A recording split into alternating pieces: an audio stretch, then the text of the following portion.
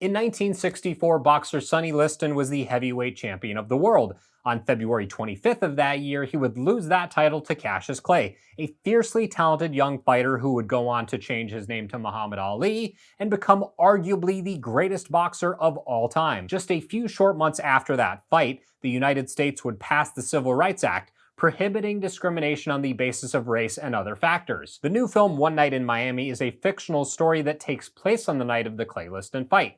It brings together Cassius Clay himself, human rights activist Malcolm X, singer Sam Cooke, and Hall of Fame Cleveland Browns running back Jim Brown. These four legendary figures talk about what it means to be a black man fighting for equality in one of America's most divided eras. Based on the stage play of the same name by Kemp Powers, One Night in Miami is a phenomenal debut from director Regina King and a powerful look at the struggle of one of America's most important movements.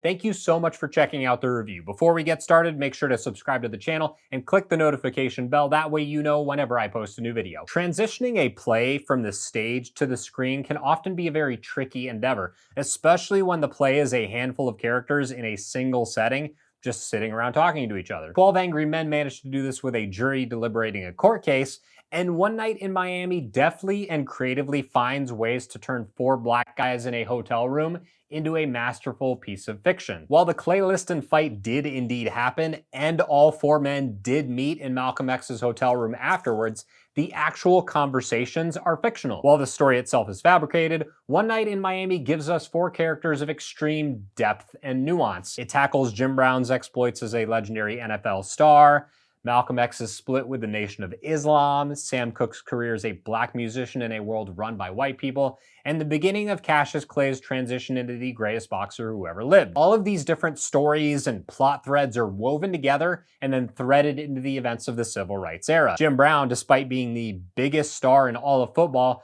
receives the same abhorrent treatment as his peers. Sam Cooke plays before an entirely white audience and nearly puts them to sleep. Cassius Clay wants to convert to Islam but struggles with giving up his vices, and Malcolm X desperately wants his friends to embrace the cause of human rights with the same feverish passion that he has. Talking about racism isn't an easy thing to do, even in today's world. The great thing about One Night in Miami is that it doesn't dumb down the subject or pander to a particular viewpoint. It doesn't just say racism bad and then call it a day. Malcolm X sees Sam Cooke's success in a white person's world as a detriment if he doesn't speak out in protest. Jim Brown, who experiences the most overt act of direct bigotry that we see in the entire movie, even talks about racism between different shades of color within the black community. Instead of treating the audience as dumb, the film simply gives the actors an incredible story to work with and opens the windows for the audience to see inside. I'm a huge fan of movies that include people just sitting at a table or standing in a room talking to each other. It's the best. If I'm 100% enthralled with a scene of two grown men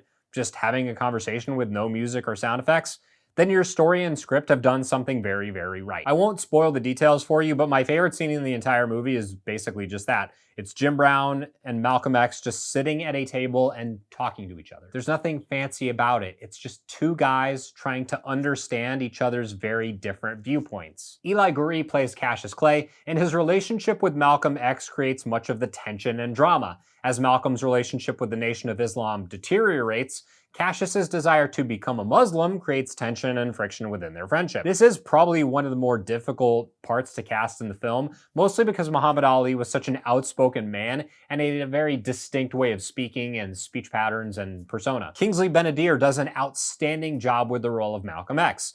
Within a year of this real-life boxing match, Malcolm X would be gunned down at the Odom Ballroom in Washington Heights. Ben-Adir's portrayal shows us a very critical point in his life, and we can tell almost immediately from his mannerisms to the look in his eyes that Malcolm X is tired from the fight. He's tired of being spied on by the FBI, he's tired of his fracturing relationship with the nation, and above all, he just seems tired of feeling like he's fighting this uphill battle by himself. You can almost see on his face that he knows he will be a martyr for the cause, and it's just a matter of time. Aldis Hodge's performance as Jim Brown is note perfect. In many ways, his personality is a polar opposite to Malcolm X. Brown isn't hesitant to say what he thinks, but his words are always delivered with wisdom and clarity. He's one of those people that measures his thoughts before he speaks them, and then understands that what he says is far more important than how loudly he says it. All of the lead performances here that I've discussed so far are great.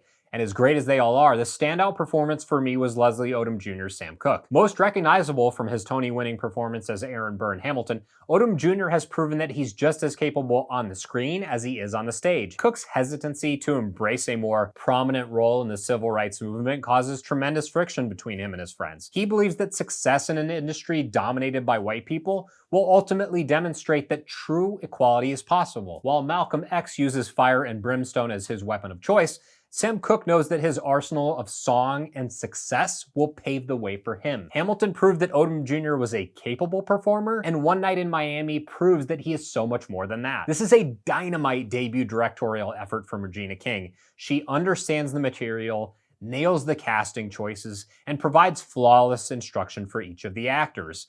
A dialogue-centric film like this is not easy to do, but King handles every aspect of the production with the deft hand of a seasoned filmmaker. If you watch this film in a vacuum, you probably wouldn't even know that it's her first time directing a major motion picture. You might have noticed watching this review that I'm not black.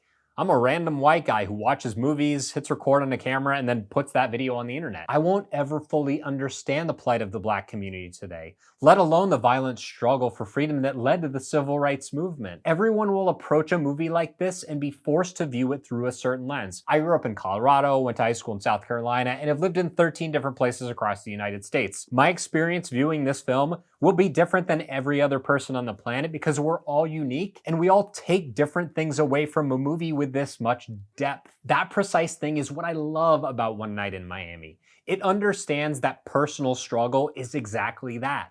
Personal. It makes no bones about racism being a terrible thing. That much is made clear from the very first scene. It tells a very real story about a very real problem and allows the audience to observe and confront it however they see fit. Thank you so much for watching. If you enjoyed the review and found it helpful, please consider subscribing to the channel. You can also like and share the video and sound off down in the comments.